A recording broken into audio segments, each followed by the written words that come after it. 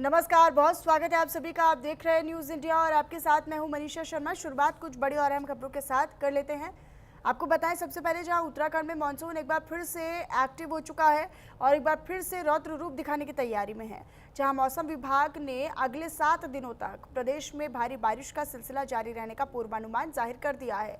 इधर बागेश्वर और नैनीताल के लिए अगले 24 घंटे का ऑरेंज अलर्ट जारी किया गया है, जबकि देहरादून, टिहरी, पौड़ी, चंपावत, पिथौरागढ़, अल्मोड़ा, उधम सिंह नगर समेत कई जिलों में भारी बारिश को लेकर येलो अलर्ट घोषित किया गया है। मौसम विभाग ने लोगों से नदी नालों और भूस्खलन संभावित क्षेत्रों से दूर रहने और अनावश्यक यात्रा से बचने की अपील की है।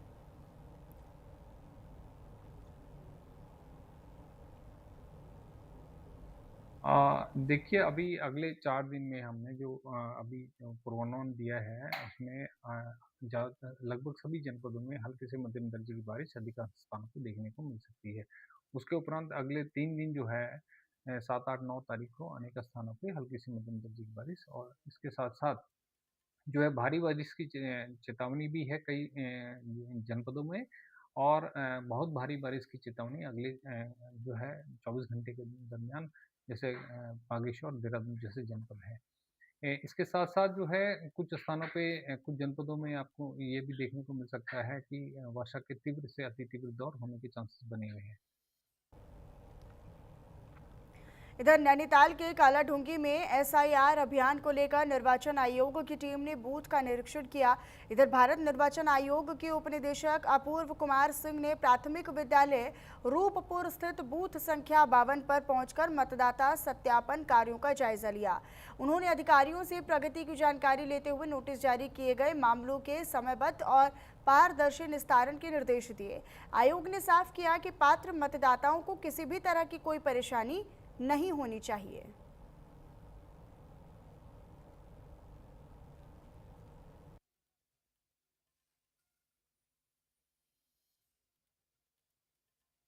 जैसे एसआईआर का, जैसा आप सब लोग जानते हैं, उत्तराखंड राज्य में एसआईआर चल रहा है और एसआईआर का हमारा मुख्य उद्देश्य यही है कि सारे जितने भी हमारे एलिजिबल इलेक्टर्स हैं वो हमारे इलेक्टोरल रोल में आए और कोई भी इनएलिजिबल एंट्रीज है वो इस इलेक्टोरल रोल से उसको हटाया जा सके ताकि पूरी की पूरी शुद्ध मतदाता सूची बने, क्योंकि एक मजबूत लोकतंत्र और एक अच्छे इलेक्शंस के लिए शुद्ध मतदाता सूची होना बहुत ज़रूरी है।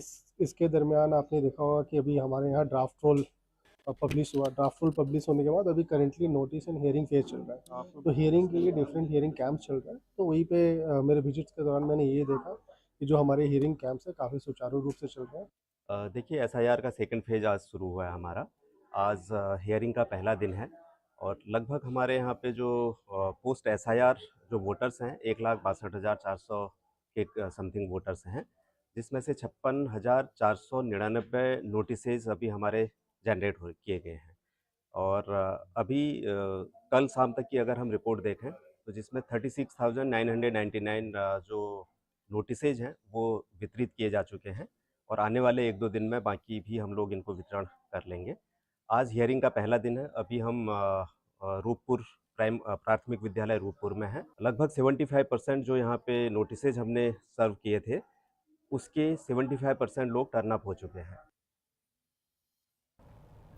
तो वहीं 2036 ओलंपिक की मेजबानी के संकल्प को लेकर उत्तराखंड में विशेष कांवड़ यात्रा निकाली जाएगी। दरअसल कैबिनेट मंत्री रेखा आर्या ने बताया कि 10 अगस्त को हरिद्वार के हर की पौड़ी से संतों के सानिध्य में पावन कांवड़ संकल्प यात्रा शुरू होगी और यात्रा ऋषिकेश के वीरभद्र महादेव मंदिर में जलाभिषेक के साथ संपन्न होगी, यानी पूरी होगी। इस दौरान भारत के 2036 ओलंपिक आयोजन के लक्ष्य की सफलता के लिए भगवान से आशीर्वाद भी मांगा जाएगा।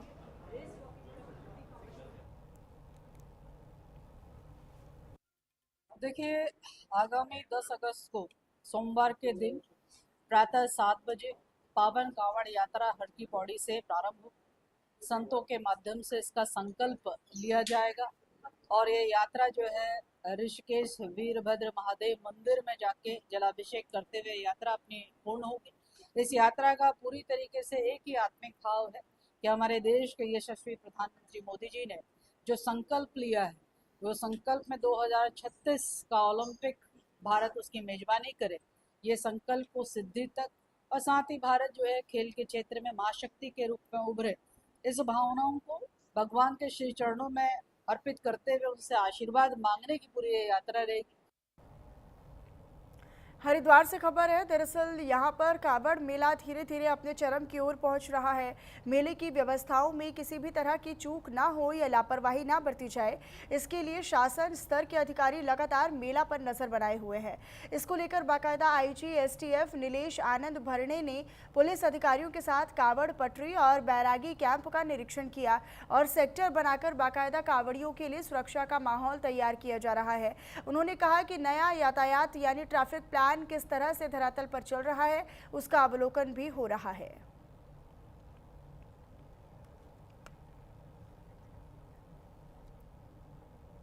बाजपुर के स्नातकोत्तर महाविद्यालय में विषय बढ़ोतरी की मांग को लेकर छात्रों का आंदोलन अब तेज हो गया है। सालों से नए विषयों की मांग पूरी नहीं होने से नाराज छात्र भूख हड़ताल पर बैठ गए हैं। छात्रों का सीधे आरोप है कि विषयों की कमी के कारण क्षेत्र के विद्यार्थियों को उच्च शिक्षा के लिए दूसरे शहरों का रुख करना पड़ता है। तो वहीं एबीवीपी से जुड़े छात्र भी इस आंदोलन में शामिल नजर आए। अब छात्रों की मांग पर सरकार के फैसले का इंतजार बाकी है।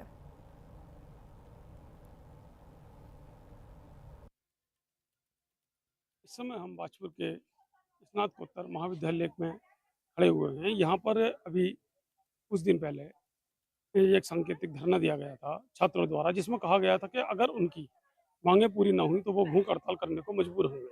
लेकिन आज वो वक्त आ चुका है, ये लोग यहाँ पर भूख हड़ताल में बैठ चुके हैं और अभी तक सरकार ने इनका संज्ञान नहीं लिया है। आइए बात करते हैं यहाँ पर जो छात्र बैठे हुए हैं कि जिस तरह से यहाँ पर भूख हड़ताल इनकी जारी है। बात करेंगे कि आप लोग इस भूख हड़ताल पे कब से बैठे हुए हैं? ये आज सुबह से ही हमने भूख हड़ताल की मांग की। इससे पिछले 1-2 दिन पहले हमने चेतावनी भी दी थी कि अगर हमारी मांग नहीं पूरी होती तो हम भूख हड़ताल करेंगे, लेकिन सरकार कोई सुनवाई नहीं कर रही है। और हमारे कुछ छोटे भाई बहन भी हैं जिन्होंने जो इस सरकार को जुड़े हुए भी हैं, उनकी तक मांग पूरी नहीं हो रही है। अब हम दूसरे से क्या ही वो उम्मीद करेंगे। और पिछले कुछ वर्षों से पहले भी ये इन चीज़ों की मांगों के लेके ज्ञापन दिए गए, लेकिन हमें हर साल आश्वासन मिल जाता है। लेकिन हम इस साल जब तक हमारी मांग पूरी नहीं हो जाती हम यहाँ से उठेंगे ही नहीं। वो सब्जेक्ट हैं वो पूरे नहीं है, जिसकी वजह से कॉलेज में जो संख्या है छात्रों की वो भी बहुत कम है।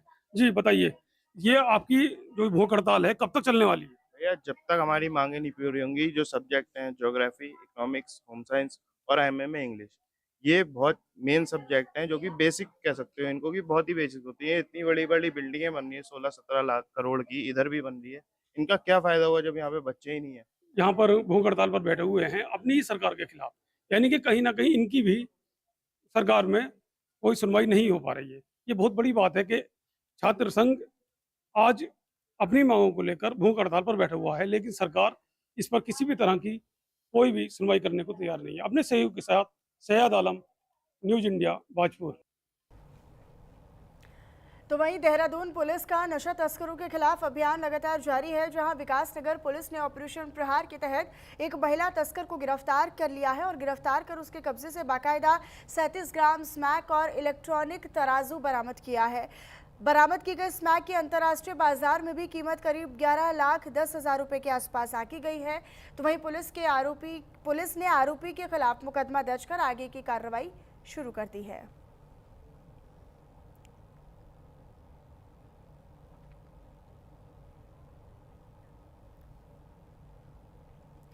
तो वहीं धर्म नगरी हरिद्वार और ऋषिकेश में कांवड़ यात्रा अपने चरम पर पहुंच चुकी है। बम बम भोले और के जयकारों के बीच अब तक लाखों श्रद्धालु गंगा जल लेकर अपने अपने गंतव्य की ओर बढ़ चुके हैं। सुरक्षा को लेकर पुलिस प्रशासन ने पूरे मेला क्षेत्र को 22 सुपर जोन्स में बांटकर 10,000 से ज़्यादा सुरक्षा जवान तैनात किए हैं। तो वहीं ट्रैफिक व्यवस्था, QR कोड सिस्टम, SDRF और जल पुलिस की तैनाती के साथ साथ प्रशासन हर एक स्थिति से निपटने के लिए पूरी तरह से तैयार है।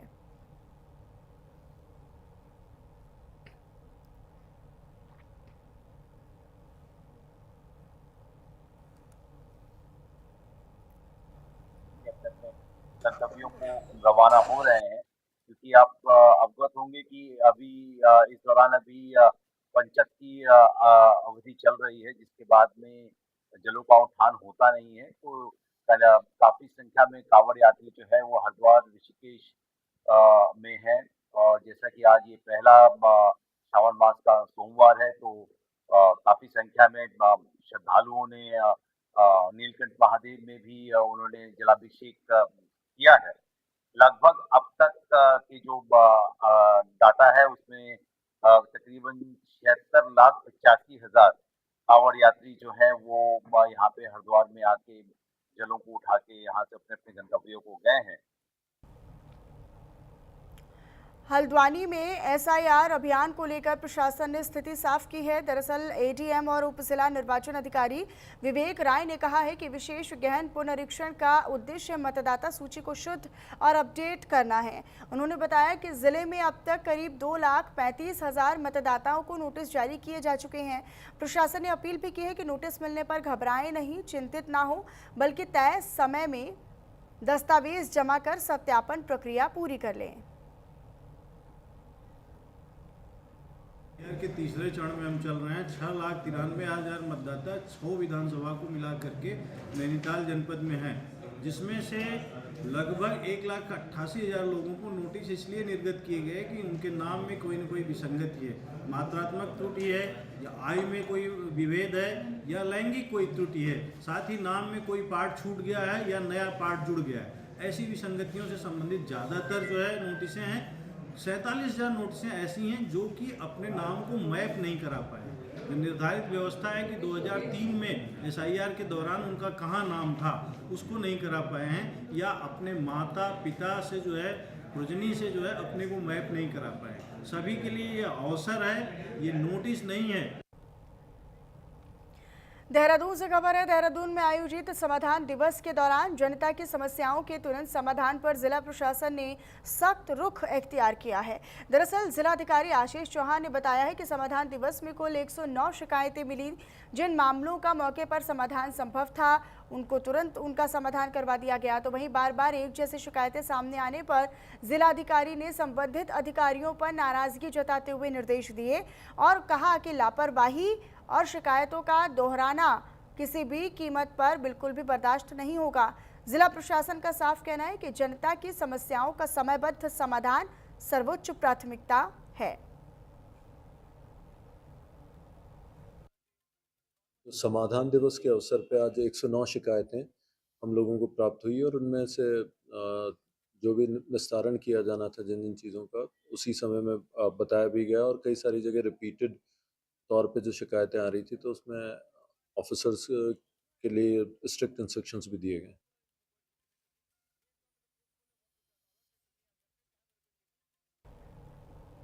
सनातन धर्म के कथित अपमान के आरोप में राहुल गांधी, पप्पू यादव और अवधेश प्रसाद के खिलाफ दर्ज एफआईआर पर मुख्यमंत्री पुष्कर सिंह धामी ने भी बयान दिया है, प्रतिक्रिया दी है।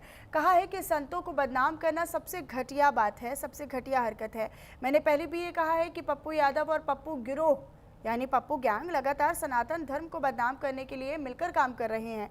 राम मंदिर निर्माण के समय उन्हें आमंत्रित किया गया था, लेकिन उनमें से कोई भी उपस्थित नहीं था और आज वे हमारे संत समुदाय को बदनाम करने के लिए इस तरह का ओछा व्यवहार कर रहे हैं।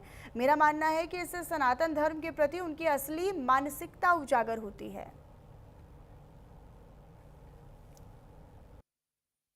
देखिए, पूरे प्रकरण में कहीं भी जो है हमारे साधु समाज के लोगों का कहीं कोई कहीं पर कोई इस प्रकार की बात नहीं आई, और ये ठीक हमारे संतों को जो हमारे भगवा वेशधारी हैं, संत हैं, अपना पूरा जीवन जो धर्म के नाम पर समर्पित करते हैं, उनको बदनाम करना, इससे निम्नता कुछ नहीं हो सकती है। और मैंने तब भी कहा था, ये पप्पू यादव और पप्पू गैंग दोनों मिलकर ये सनातन को लगातार बदनाम करते रहे हैं। पहले भी इनके द्वारा एक वर्ग विशेष का वोट लेने के लिए कभी सनातन को इन्होंने मलेरिया कहा, कभी डेंगू कहा, कभी इन्होंने वायरल फीवर कहा, तमाम प्रकार से सनातन को बदनाम करने का प्रयास किया। जब राम मंदिर बन रहा था, राम मंदिर का इन लोगों को न्योता दिया गया, ससम्मान निमंत्रण दिया गया, लेकिन कोई भी उसमें शामिल नहीं हुआ। और आज ये इस प्रकार से हमारे संत समाज को, हमारे महात्माओं को, संतों को बदनाम कर रहे हैं, मैं समझता हूँ कि ये इनकी देश के सनातन के प्रति, हमारे साधुओं के प्रति, महात्माओं के प्रति किस प्रकार की सोच है, ये सामने आ रही है। इधर जन जन की सरकार, जन जन के द्वार अभियान जारी है और इसी अभियान पर सीएम पुष्कर सिंह धामी ने प्रतिक्रिया दी और कहा कि पहल का उद्देश्य संपूर्ण सरकारी प्रशासनिक तंत्र को जनता तक पहुंचाना है ताकि उनकी समस्याओं का समाधान किया जा सके। इसमें उन लोगों को प्रमाण पत्र जारी करना भी शामिल है जिनके पास प्रमाण पत्र नहीं है और ये सुनिश्चित करना कि लोगों को विभिन्न केंद्र और राज्य सरकार की योजनाओं का लाभ मिले। ये दूर दराज के क्षेत्र में रहने वाले लोगों को उनके घर के दरवाजे पर ही सुविधाएं प्रदान करता है। अब तक दोनों फेसेस में यानी दोनों चरणों में 65 लाख से ज़्यादा लोग भाग ले चुके हैं और ये संख्या और भी तेज़ी के साथ बढ़ रही है। इधर 60,000 से ज़्यादा व्यक्तियों को उनकी शिकायतों का मौके पर ही समाधान प्राप्त हो चुका है।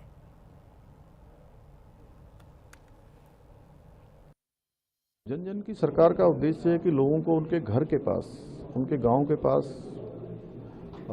सरकार की सारी जो प्रशासनिक मशीनरी है वो मिले, वो उनकी समस्याओं का समाधान करे। जिनके सर्टिफिकेट नहीं बने उनके सर्टिफिकेट बने, जिनको बहुत सारी भारत सरकार की और राज्य सरकार की योजनाओं का लाभ नहीं मिला उनको लाभ दिलाएं।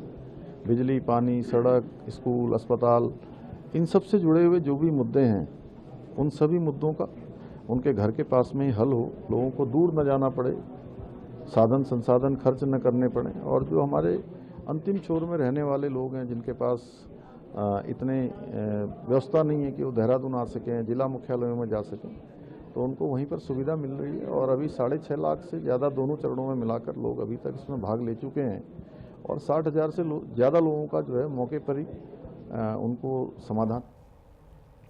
मुख्यमंत्री पुष्कर सिंह धामी ने भर्ती परीक्षाओं में धांधली के मुद्दे पर विपक्ष पर तीखा वार किया। उन्होंने अपने बयान में ये कहा कि उत्तराखंड में नकल और भर्ती घोटालों के खिलाफ सख्त कार्रवाई करते हुए 100 से ज्यादा आरोपियों को जेल भेजा जा चुका है और कड़ा कानून भी बनाया गया है। सीएम पुष्कर सिंह धामी ने दावा किया और कहा कि राज्य में सभी भर्ती प्रक्रियाएं हैं वो समयबद्ध तरीके से पूरी हुई, जबकि विपक्षी दलों पर युवाओं के साथ अन्याय करने का आरोप भी सीएम धामी की ओर से लगाया गया।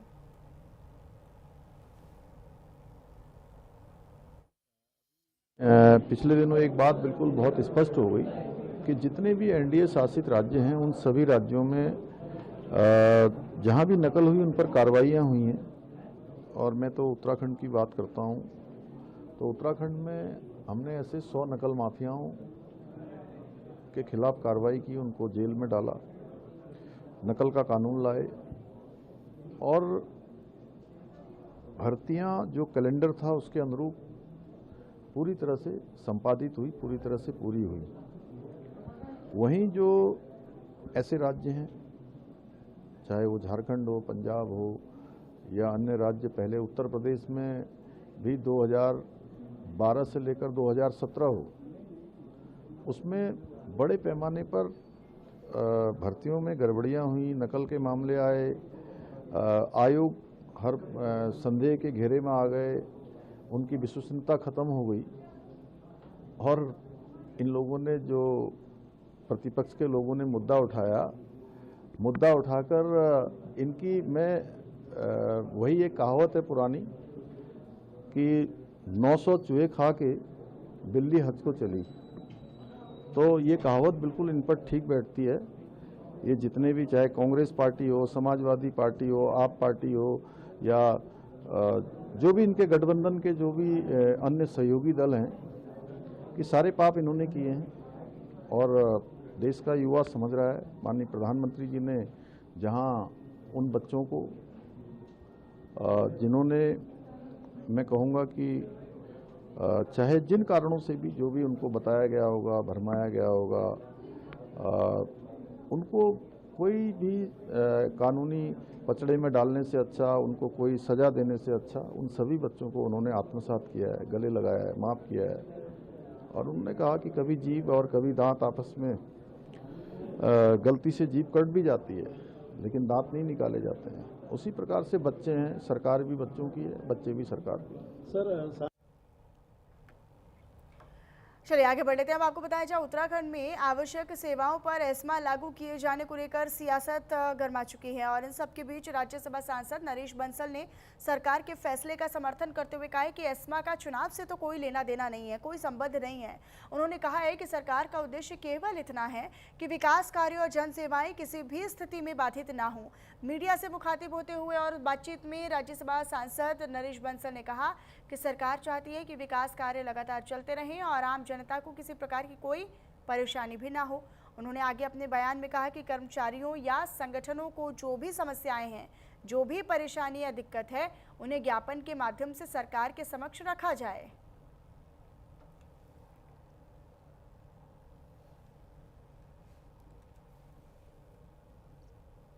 एस्मा चुनाव से उसका कोई संबंध नहीं होता। एस्मा विकास कार्य रुके नहीं, उसके कारण से बाधित ना हो।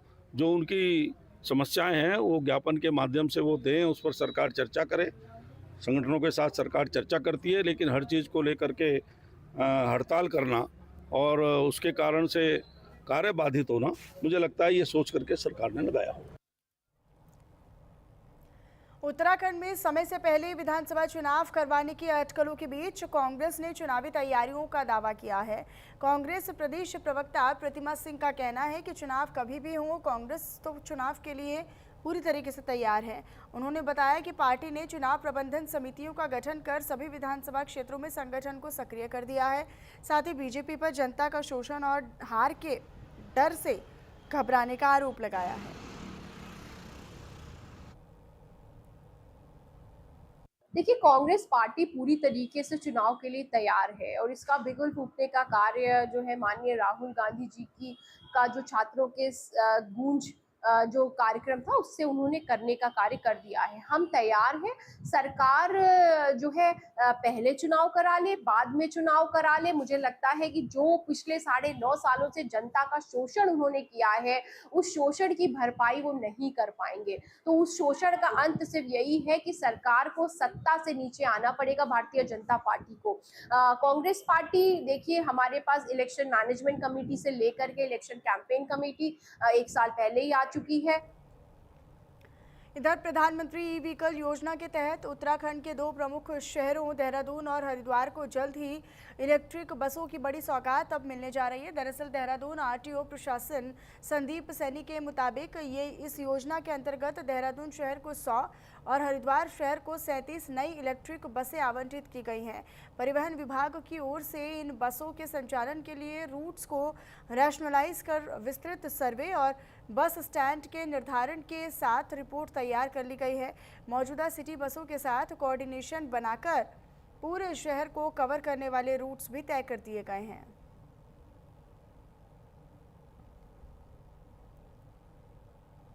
प्राइम मिनिस्टर ई व्हीकल योजना है जिसमें देहरादून शहर को 100 इलेक्ट्रिक बसेस मिलनी है और हरिद्वार शहर को 37 इलेक्ट्रिक बसेस मिलनी है। इसमें हमारे द्वारा जो रूट पूरा रैशनलाइज करके सर्वे करके उसमें रिपोर्ट तैयार कर ली गई है, जिसमें बस स्टैंड्स का भी निर्धारण किया गया है और जो एग्जिस्टिंग सिटी बसेस होंगी उनके साथ मिला के किस तरीके से पूरे शहर को हम कवर कर सकें, पूरा रूट सब तैयार हो चुका है। जो कुछ रूट्स उसमें अभी बचे हैं उनको शासन द्वारा अभी फॉर्मुलेट करवा के फिर आगे ये सितंबर में मोस्ट प्रोबेबली जब इंफ्रास्ट्रक्चर तैयार हो जाता है फिर इनको चलाने की कार्रवाई की जाएगी। रुद्रप्रयाग से खबर है। रुद्रप्रयाग में मध्य महेश्वर यात्रा मार्ग पर बड़ा हादसा टल गया है, जहां पर बनतोली क्षेत्र में नदी के ऊपर लगी ट्रॉली से गिरकर एक युवक गंभीर रूप से घायल हो गया। सूचना मिलते ही एसडीआरएफ की टीम भी मौके पर पहुंची और दुर्गम पैदल मार्ग से स्ट्रेचर के जरिए घायल को सुरक्षित बाहर निकाला गया। घायल युवक को प्राथमिक इलाज के बाद ऊखीमठ अस्पताल भेज दिया गया, जहां उस युवक का इलाज जारी है।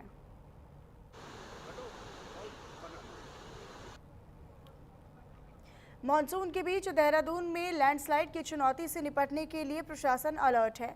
जिलाधिकारी आशीष चौहान के मुताबिक जिले के 17 अति संवेदनशील लैंडस्लाइडिंग जोन पर लगातार नजर रखी जा रही है। सड़कों को तुरंत खोलने के लिए 66 जेसीबी मशीनें तैनात की गई हैं, तो वहीं प्रभावित जज रेड कालसी चक्राता हाईवे पर भी सुबह ही ट्रैफिक के लिए यानी यातायात के लिए सुचारू कर दिया गया।